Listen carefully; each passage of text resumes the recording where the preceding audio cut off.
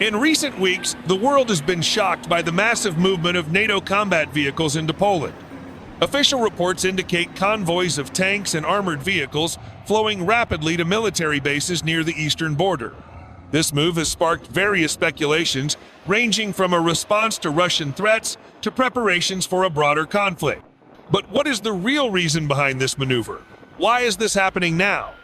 We will reveal 4 main reasons behind this major NATO move. 4 main reasons NATO is accelerating tank deployment in Poland. The first is to strengthen the defense response to the Russia-Ukraine conflict. In June 2024, the United States delivered 14 M1 Abrams tanks and 1 M88 recovery vehicle to a NATO storage facility in Połódź, Poland, a critical piece of infrastructure, the most significant in the past 3 decades. The primary goal, to reduce military response times from weeks to just days. The facility serves as a military warehouse, storing hundreds of tanks, armored vehicles, artillery, and ammunition to support rapid deployment to conflict zones. The second is a strong signal of strategic presence and deterrence for Russia. The consistent deployment of tanks and combat vehicles in Poland underscores NATO's deterrence posture, a proactive defense strategy that began with the annexation of Crimea in 2014. Today, this equipment signals that any aggression against Poland or the Baltic states will trigger an immediate military response from NATO countries without intermediary. Third, protecting a strategic point, the Suwałki Gap. The Suwałki Gap, a narrow passage between Kaliningrad and Belarus, is a strategic choke point that could cut off land routes between Poland and the Baltic states in an aggression scenario. To protect this vital route, NATO conducts large-scale exercises such as Dragon 24 within the Steadfast Defender 2024 program, which involves 20,000 personnel and 500 pieces of military equipment. This exercise emphasizes the readiness of troops to defend the Suwałki Gap with operations across rivers and in difficult terrain.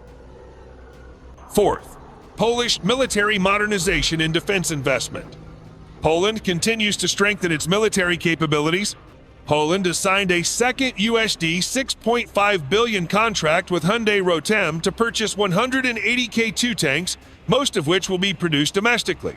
Poland currently allocates 4.7% of GDP to defense by 2025, with plans to increase this figure to 5% by 2026. The Polish armed forces have grown rapidly, from 110,000 to over 160,000 personnel, and a budget above 3% of GDP already allows for the purchase of Abrams tanks, F-35 second, K-9 artillery, and more.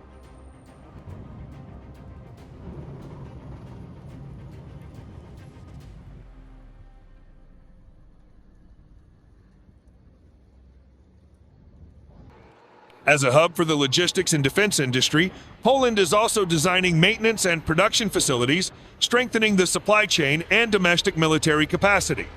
The planned delivery of NATO tanks to Poland was not a spur-of-the-moment decision. It is part of a comprehensive strategy to strengthen NATO's defense posture, accelerate adaptation to security risks, and support Poland's modernization efforts as the alliance's eastern bulwark.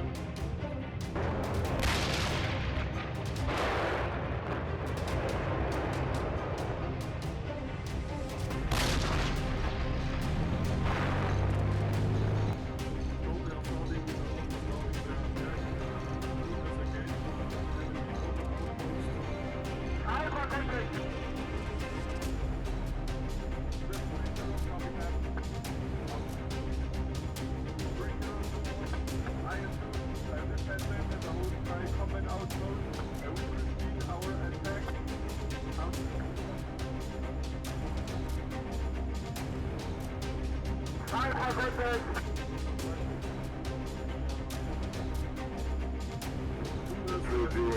Charlie, sit over. Good 6-0, Charlie, what's going on there? Over.